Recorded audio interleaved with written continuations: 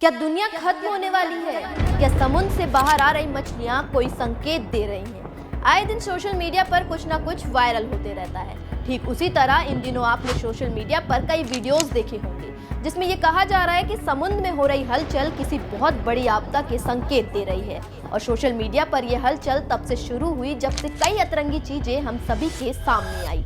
दरअसल हम बात कर रहे हैं उन वीडियोस की जो इन दिनों सभी को डराने या खौफ पैदा करने का काम कर रही है, लेकिन लोग समझ नहीं पा रहे हैं कि वीडियोस की सच्चाई क्या है। तो चलिए सबसे पहले आज हम बात करने वाले हैं एक ऐसी मछली के बारे में जिसे डूम्सडे फिश और ओरफिश कहते हैं। इस मछली को लेकर ऐसी मान्यता है कि अगर ये समुद्र के किनारे आकर मरती है तो कुछ अनहोनी हो सकती है।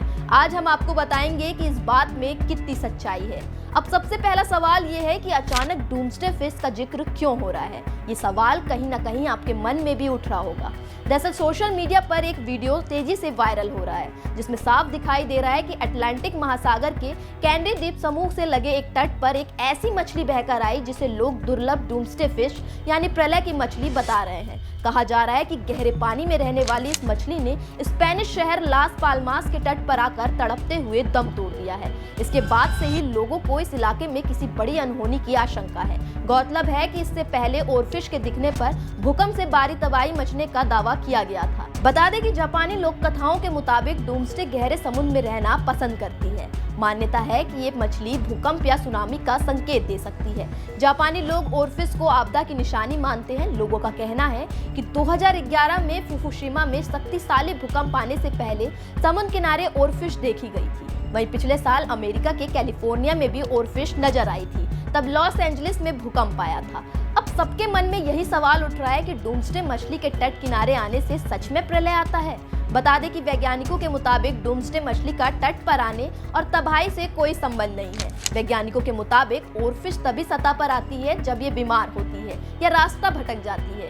ऐसी स्थिति में किनारे आने पर इसकी मौत हो जाती है। वैज्ञानिकों ने कहा कि यह दुर्लभ इसलिए होता है क्योंकि कई वर्षों में एक बार नजर आती है। वहीं बात करें दूसरी वीडियो की तो हाल ही में एक समुद्र के अंदर ब्लैक सी डेविल एंगलर फिश को तैरते हुए देखा गया। बताया जा रहा है कि ये पहली बार है जब इस मछली को देखा गया है। ये मछली समुद्र की सतह से हजारों फीट नीचे रहने के लिए जानी जाती है, लेकिन हाल ही में इसे समुद्र की सतह के पास तैरते हुए देखा गया है। न्यूयॉर्क टाइम्स के मुताबिक गहरे समुद्र में पाई जाने वाली ये मछली जिसके मुंह में नुकीले दांत हैं, इसे फरवरी की शुरुआत में अफ्रीका के तट से दूर कैनरी द्वीप के पास देखा गया है। और यह अनोखी खोज स्पेनिश संगठन कॉन्ड्रिक टेनेरिफ और समुद्री जीवन फोटोग्राफर डेविड ज़ारागोगुना ने की जब वो शार्क पर शोध कर रहे थे। इस मछली की वीडियो इंस्टाग्राम पर शेयर की गई है जिसमें दिखाया गया है कि मछली दिन के उजाले में सतह के पास तैर रही थी।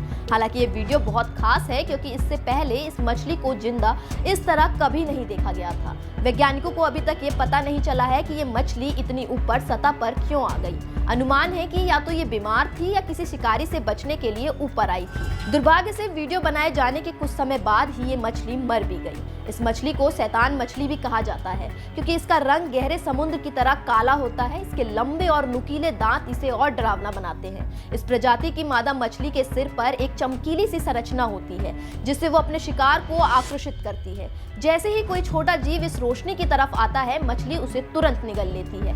हालांकि इस मछली का कई घंटों तक अध्ययन किया गया लेकिन ये पहले से ही घायल थी, इसलिए बच नहीं पाई।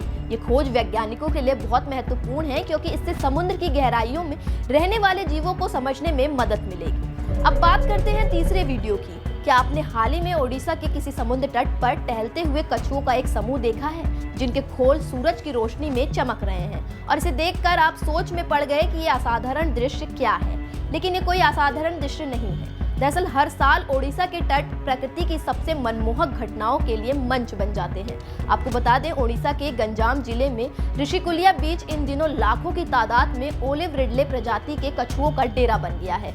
दूर दूर तक इन कछुओं को रेंगते हुए देखा जा सकता है। दरअसल दुनिया के सबसे छोटे कछुए माने जाने वाले ओलिव रिडले श्रीलंका से करीब 1.5 से 2,000 किमी का सफर कर यहाँ अंडे देने पहुंच रहे हैं। ये दुनिया के विलुप्त प्राय जीवों की श्रेणी में आते हैं। साथ ही ओडिशा वन विभाग से मिले आंकड़ों की माने तो अब तक 6,98,000 कछुए यहाँ आ चुके हैं। मास नेस्टिंग के दौरान यहाँ मछली पकड़ने पर पूरी तरह से प्रतिबंध रहता है।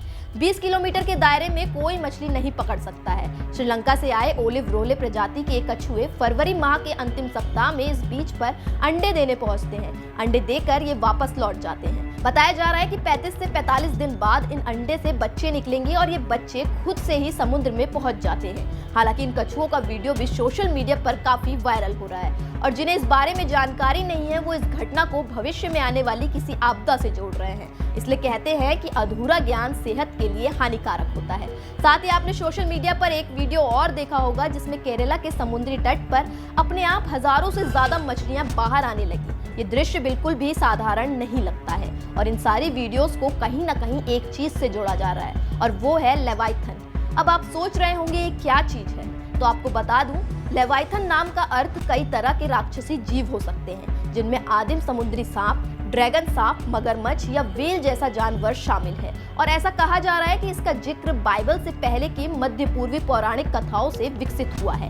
हालांकि वैज्ञानिक इसकी रिसर्च में लगे हुए हैं और लोगों के बीच ये जो शंका है इसे दूर करने की पूरी कोशिश कर रहे हैं। अब ये भी हो सकता है कि इन सब घटनाओं का एक के बाद एक घटित होना मात्र एक संयोग हो, यानी कि ये बस एक कोइंसिडेंस हो। लेकिन फिर भी ये सवाल एक रहस्यमय बन चुका है कि क्या समुद्र में लेवाइथन जाग चुका है जिसके डर से सभी जीव समुद्र से बाहर आ रहे हैं। आपकी इस पर क्या राय है कमेंट बॉक्स में जरूर बताएं और ऐसी ही तमाम जानकारी से अवगत रहने के लिए चैनल को सब्सक्राइब करना ना भूलें।